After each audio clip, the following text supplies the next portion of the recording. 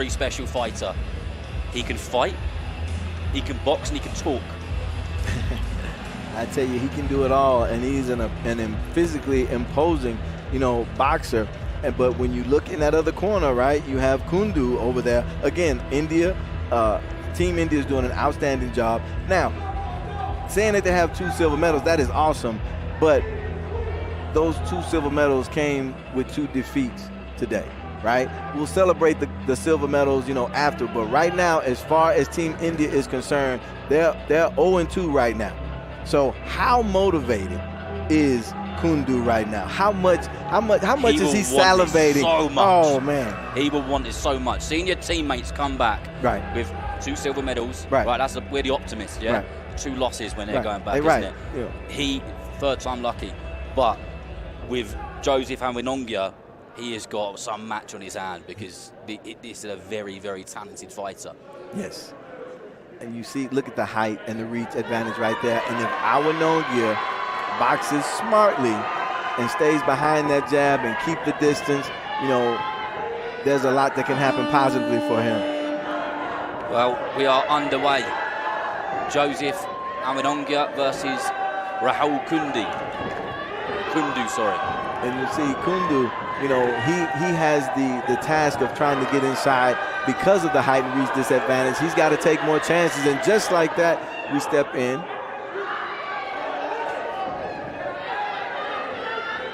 But, Kundu's got to take more chances. Kundu landed a good right hand to the head guard and just stepped out of range just nicely. And this is an explosive fight immediately, David. This is exactly how you analyse this before the fight got going. Because Awinongya is a great fighter, but he's got a very, very good fighter in the opposite corner in Team India. Absolutely, and again, the coaching is such a big part of it. You don't get this many boxers in the finals without great coaching, as you see that right hand get inside and move the head of Kundu by Awinongya. And so they understand what it takes in order to get inside and make something happen against Awinongya. The game plan, I assure you, is solid there. Awinongya's got a bit of a Tommy Hitman Hearn style to him, the way that he just throws that jab, and that was a really good 1-2 as he just stepped off the step back and then throws another decent right hand. And Kundu just most certainly needs to have his wits about him, because those shots look like they are landed with some conviction. They are unforgiving. That's exactly what they're meant to be as well. They are, as you see. And again, I love to analyze and talk about the body language when we look at boxers, when they get inside the ring, and you can already see, both boxers are just fine, but Awinongya, you can already see the confidence starting to build, in the way that he's moving about the ring. And look at that stare that he has right now. He's like trying to stare a hole through Kundu, as he looks for a place to land that big right hand. And Kundu just landed a good right hand and followed it up with a left uppercut. And both of those shots landed. And now Awinongya just comes back with that double jab and tries to claim that centre of the ring again and show him that he's in charge. But one of the things we've got to take note of is Team USA, Awinongya, has got a reach advantage, hasn't he? He absolutely does, and he does a pretty good job, of utilizing it. You said Tommy Hearns, as I'm watching him box right now, I actually feel more like I'm watching Klitschko, the way he would just kind of hold you out there with that left hand and then fire that right. Yeah, that's what he looks like a little bit right now, but I like what Kundu is doing. I guess, again, very well coached team from India. He's going to be here for all 3 rounds, right in the face of Awinongya. Kundu for a good right hand to the body, but then just launched himself with a left hook, but then he lands a good right hand to Awinongya, and that snapped his head back, and the sweat bounced off his head and glimmered in the brightness of the lights, and that is the sound to tell us that round 1 is over. How have the judges scored that one? Because it was an explosive one, to say the least. It was a fun round, ladies and gentlemen. It was absolutely great, Darren, but I tell you what, that bell came at a great time, for Team USA and Awinongya. Kundu landed the best punch of the first round. You know, not just his best punch of the first round. He landed the best punch of the first round with that right hand that you talked about, snapping the head of Awinongya and with the sweat flying. That is a great look if you're watching on the telly back home. But if you're Team USA, you didn't like the look of that at all. Good time to take a little break, and now we'll talk about it a little bit. We'll reload, and Awinongya will come back, and he'll definitely be looking for that right hand next time. That should give him the oomph which he maybe needed a little bit more, and just that reminder that Kundu from India is here to win that gold medal as well. He's not here to lay down and roll over. And here we go in the start of the second round. And Kundu just dips down, slips under the jab, and throws a jab of his own to the body. And Awinongya is on the back foot, but then just turns out nicely, David, and throws a jab as he moves out and scores that shot. Well, what I like about that is you saw the strength of Awinongya in that moment, the way he was able to physically turn Kundu and then let that left hand go. I thought that was a nice thing for Awinongya along the ropes. Kundu throws a technically very lovely 1-2. It is the sort of thing, if you've got a kid into a boxing gym and you said to him, this is how you throw a 1-2, right, you would show him how he throws his 1-2, because he throws it nicely. And he's scoring with it as well. It's landing. He is. I'd love to see him pick his left hand up a little bit. He's carrying it a little bit low to be in there with a guy who throws a right hand the way Awinongya does. That's a dangerous proposition.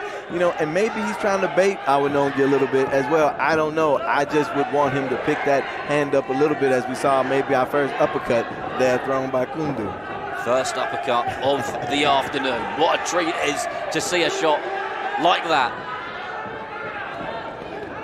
Awinongya got that long looping left hook, and Kundu just had his head snapped back there, but he needs to be careful when he's lunging in that he doesn't get caught with that long left hook, because that's the sort of shot which could have him on the canvas, isn't it? It is, and Awinongya certainly has the power to do it, but I like what Kundu is doing as well. And you saw, you know, the fist pump, letting the judges know, hey, you saw that clean shot that I just landed, put it on the scoreboard. Kundu's feeling pretty good right now. And that fist pump, they're the tricks of the trade, aren't they? It's not just about the shots that you're throwing, it's your body language. It's just little moments of celebration. It's a psychological element of showing the judges that you're in charge. This is your fight. This is your medal. But Kundu come back with a decent right uppercut there, but then get caught with a counter right hand by Awinongya, and this is turning into a firefight. It is, and it's more of a firefight than we might necessarily need if you're Team USA. Awinongya, you know, kind of getting sucked into the firefight when he has such an advantage. He should stay on the end of his, he should keep Kundu on the end of his punches and stay out of harm's way. He should make it a lot tougher for Kundu to get inside and make him pay for every time he tries. Good jab there by Awinongya. And another one, using those long arms to his advantage, which is exactly what you've been saying. But Kundu come through with a 1-2 there and then got caught with a counter jab. And the referee feels the need to just step in and have a quick chat there, but we're back to action, and that's what we want. Clean fights, fluent fights, non-stop fights. And I feel that Awinongya is starting to get his time in and his distance just right, because Kundu is throwing some pretty wild shots now, because I think the adrenaline's going, the excitement's going, and he's just going for it, but he's missing a lot now, isn't he? He is, and I tell you what, one of the things, I can only at this moment recall one time that I've seen that I can remember Awinongya doubling up that jab, right? He needs to do that a little bit more. You see the scores. You know, there are 2 of the 5 judges at ringside give that second round to the blue corner in Kundu. Like I said, he did some really good things in that round. Awinongya, I think the scores are correct in that fact that Awinongya did actually win the round. You know, 3 of the 5 judges gave the round to Awinongya, but that's too close for comfort. The rounds don't necessarily have to be that close. Not to take anything away from Kundu, but when you have the skill and the size and the strength, you know, if you're doing this on paper, you know, Awinongya should be distancing himself a little bit more in this contest, but he's getting lured into that firefight you were talking about.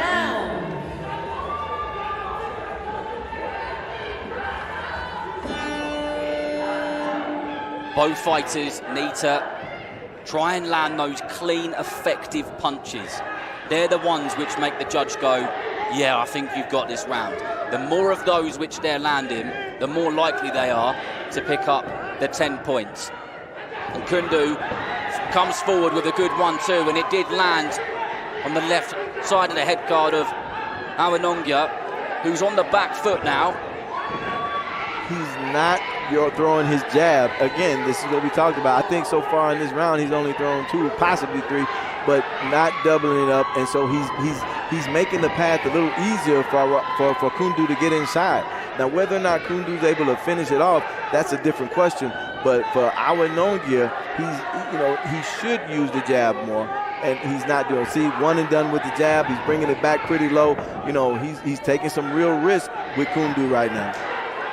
He is, and as Kundu just launched in, he got caught with a right hand on his journey in, because he is just being a little bit wild now, and I think that's because he just wants this so much. But these are the moments which separate the good fighters from the great fighters, because it's about keeping that composure, keeping that skill. But Awinongya just got caught with a right hand on the ropes, and he's been caught a few times of that as well. He has been, and Awinongya, again, I think it all boils down to the jab and what is becoming a bit of inactivity for Awinongya. Notice the time that's passing, that's elapsing between punches as he picks up the pace a little bit there.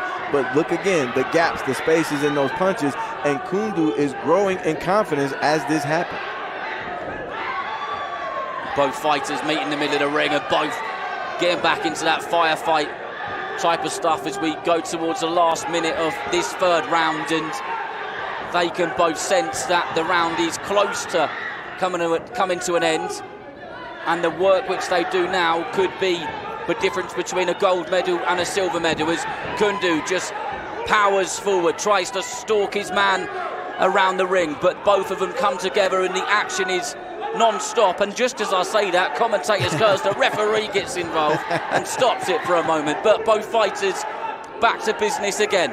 And in these close quarters, these close exchanges, the clinches, getting inside, Awinongya, does not have to box inside against Kundu. He's choosing to do so, and I'm not saying he's doing so to his detriment. I'm not saying that he's going to lose this bout. I'm just saying that this could be a much different bout, if he took all of his physical advantages and put them to work.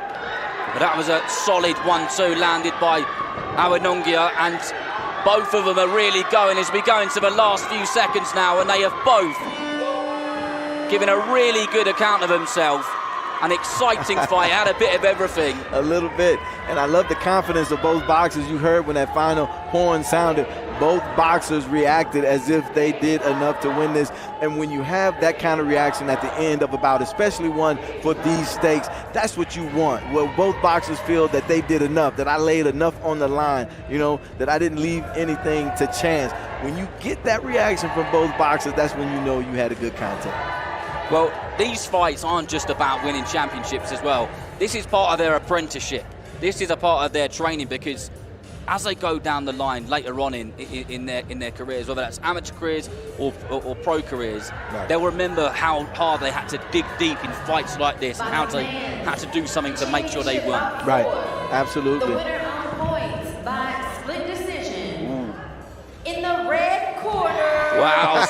USA. Split decision. Darren, were you thinking what I was thinking? Yeah, I thought it was going to go the other way. And don't get it twisted, I thought Rahul Kundu did some brilliant work in there, and he landed lots of good shots. He did. He absolutely did. As we see the dance from Awinongya inside the ring. I'm not sure what they call that when my age is starting to